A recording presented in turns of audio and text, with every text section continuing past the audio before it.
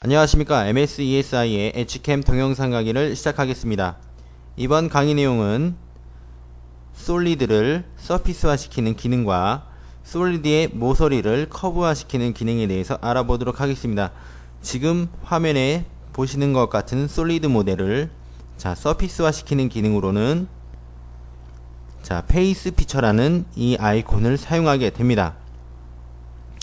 그 다음으로 모서리를 커브화 시키는 기능은 지오메트리 프롬 엣지 또는 루프, 그 다음에 엣지 루프 피처라는 기능, 이 세 가지 기능 어느 것을 사용해도 상관이 없습니다. 이 세 가지 기능에 대해서 알아보도록 하겠습니다. 더 나아가서 이 부품을 이렇게 테이퍼진 면이죠. 테이퍼진 이런 부분을 스와프 커팅, 즉 스와프 오퍼레이션을 이용해서 가공하는 것까지 해서 이 시간을 마치도록 하겠습니다. 그럼 페이스 피처를 이용해서 면을 만들 수 있다라고 했죠. 저희는 디지타이즈만 사용하도록 하겠습니다. 나머지 옵션은 사용해도 상관은 없지만 디지타이즈로 사용하는 것으로 제가 이 옵션에 대해서 간단히 끝내도록 하겠습니다. 그러면 먼저 레이어에서 드라이브 서피스를 만들어 보겠습니다. 드라이브 서피스 확인. 색상을 마젠타 색깔로. 페이스 피처 디지타이즈. 이름, 여기서 이름을 주게 되면 레이어에서 활성화 되는 게 아니고 피처 탭에 이름이 들어가죠. 드라이브 서피스다 라고 적었습니다. 확인 누르면 정보창에 페이스를 찍으라고 나오죠. 이 부분이 드라이브 서피스다 라고 설정을 했습니다. 이렇게 면이 나옵니다. 렌더링을 끄고 이렇게 면이 나오죠. 피처 렌더링을 또 끄게 되면 껐다 켰다. 렌더링 부분 잘 활용하시면 되겠습니다. 그 다음으로 우리는 체크 서페이스를 만들겠다.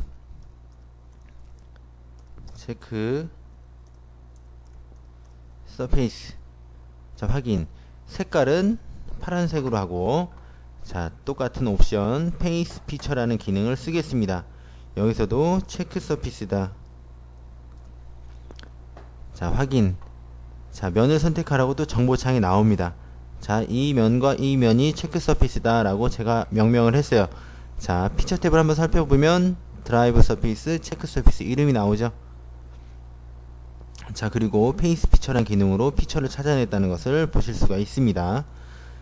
그 다음으로 우리가 만들 게 드라이브 커브가 되겠습니다.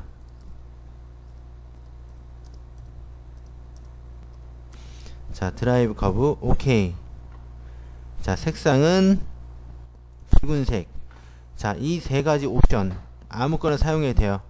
저는 이 지오메트리 프롬 루프라는 기능을 써보겠습니다. 이렇게 해서 클릭만 해주게 되면 모서리 부분 클릭만 해주게 되면 이런 부분이 나오게 되죠. 쇼 온이 이렇게 커브를 만들게 됩니다.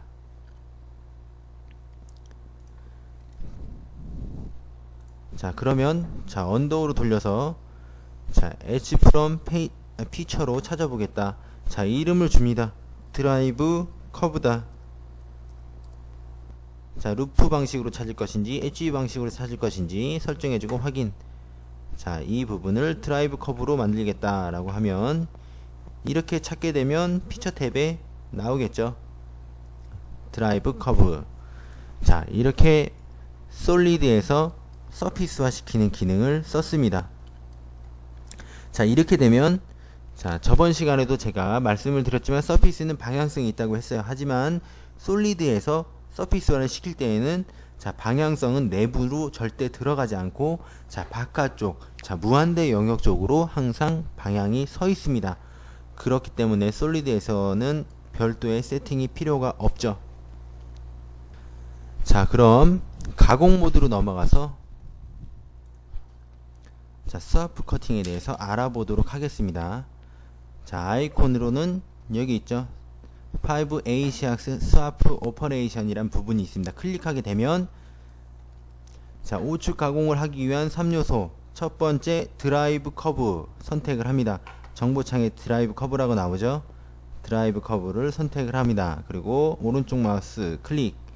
그 다음에 사이클 스타트 포지션이 있는데, 자, 내가 포지션, 스타트 할 포지션을 주고 싶으면, 자, 인풋 데이터 XYZ 단축키를 눌러서 설정해 주셔도 되고, 나는 시작점을 정의하지 않겠다라고 하면 그냥 오른쪽 마우스로 넘기면 됩니다. 자, 그 다음에 벽면을 찾으라고 나오는데, 이 부분이 바로 드라이브 서피스가 되겠습니다. 드라이브 서피스, 내가 가공할 면은 얘다 라고 클릭을 했죠. 그 다음에 오른쪽 마우스 클릭. 그 다음에 플로어, 자, 바닥면을 찾으러 가는데 바닥면은 체크 서피스가 되겠습니다. 자, 체크 서피스는 얘다. 클릭 엔터 누르게 되면, 자, 이러한 창이 뜨죠. 자, 밀 타입에 대해서 간단히 설명하겠습니다. 자, 이거 애니메이션 누르게 되면 바로바로 실시간으로 바뀌죠. 자, 클락와이즈는 시계 방향으로 돌리겠다. 안티 클락와이즈는 시계 반대 방향으로 돌리겠다. 자, 클라임은 하향 가공을 하겠다. 컨벤셔널은 상향 가공을 하겠다. 옵티마이즈드는 상하향 동시 최적 가공을 하겠다라고 설정한 겁니다. 자, 나는 하향 가공을 하겠다. 자, 넘버 오브 컷이라는 부분이 있습니다. 여기서 값을 안 주게 되면 나중에 설명을 드리겠지만, 익스트라 서피스라는 기능으로 해서 툴패스가 여러 번 면에 맞게 다 나오게 되는데, 저희는 넘버 오브 컷으로 하도록 하겠습니다. 자, 몇 번 가공할 거냐? 나는 5번의 툴패스를 만들겠다. 간격은 5mm씩. 자, 간격 있는 부분에 가면, 자, 5mm라고, 자, 간격 사이를 정의하는 부분이 나오죠. 5mm. 자, 몇 개를 가공할 것이냐. 자, 옵셋은 다 아시겠지만 여유량을 남기는 겁니다. 여유량은 남기지 않겠다. 자, 토러런스, 누누이 얘기합니다. 공구 형상과 제품 형상에서, 자, 이제 툴패스를 만들 때, 자, 제품과 공구가 떨어지는 이탈 공차를 정의를 하는 거죠.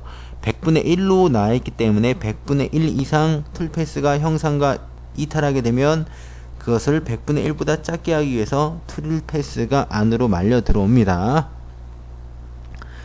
자, 리드 라디우스, 이 부분은 진입할 때 어떻게 진입을 할 것인가.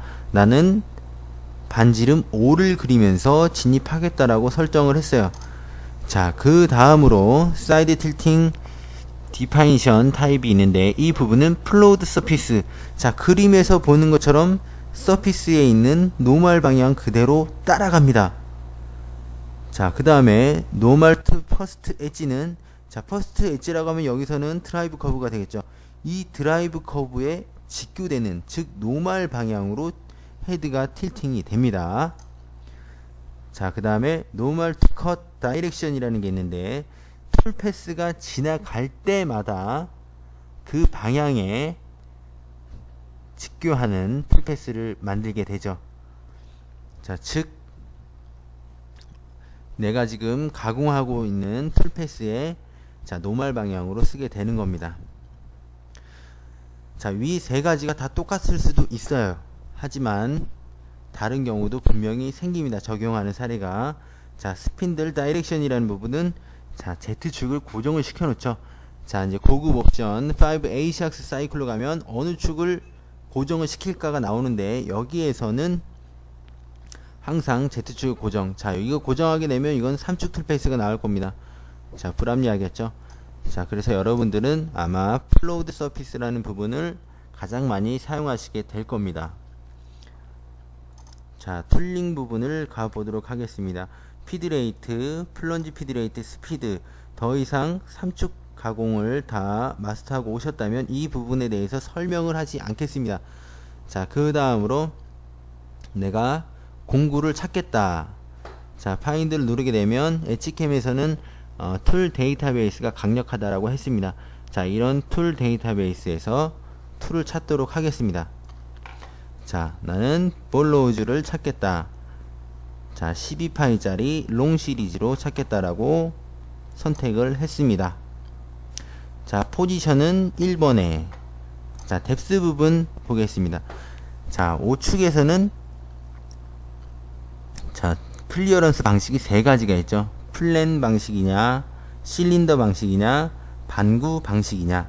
자, 이 부분에 대해서는 나중에 나오는 옵션들을 통해서 알아보고, 저희는 지금 플랜 하이트라고 나와 있기 때문에, 자, 이 플랜에서 얼마만큼 클리어런스 안전 높이를 떠서 가공을 할 것이냐.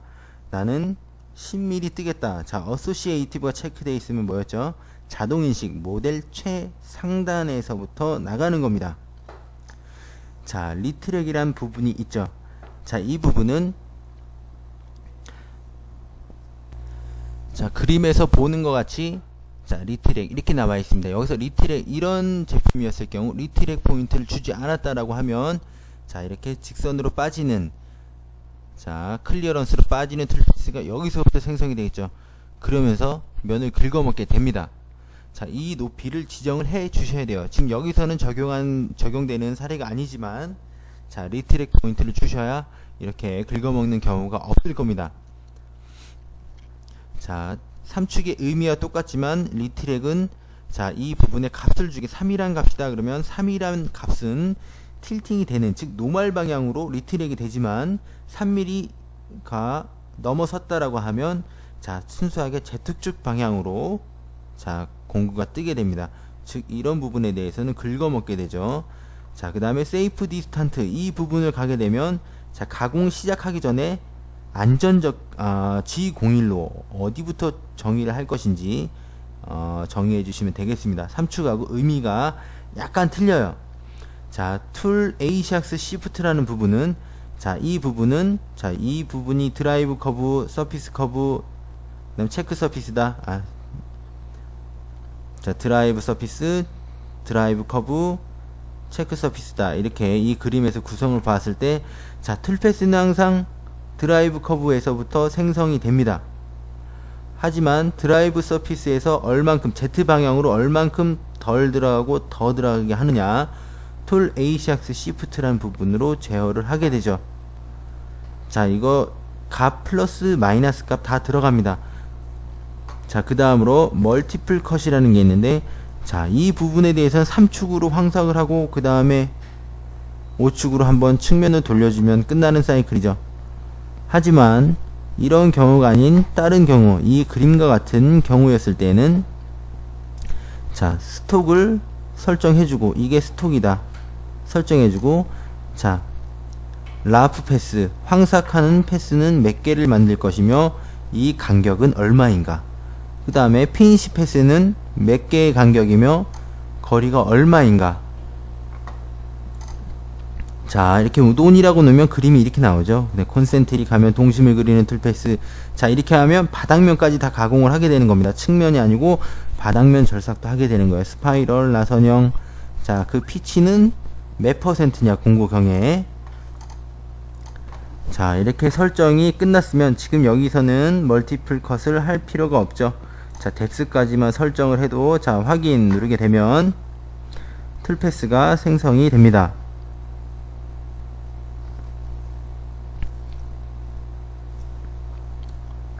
자, 이와 같이 툴패스가 생성이 되죠.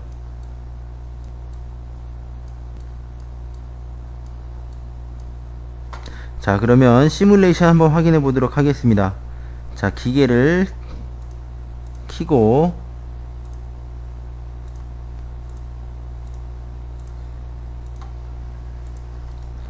자, 이와 같은 테이블 기본형이죠. 자, 이런 형태를 가지고 시뮬레이션을 확인해 보도록 하겠습니다.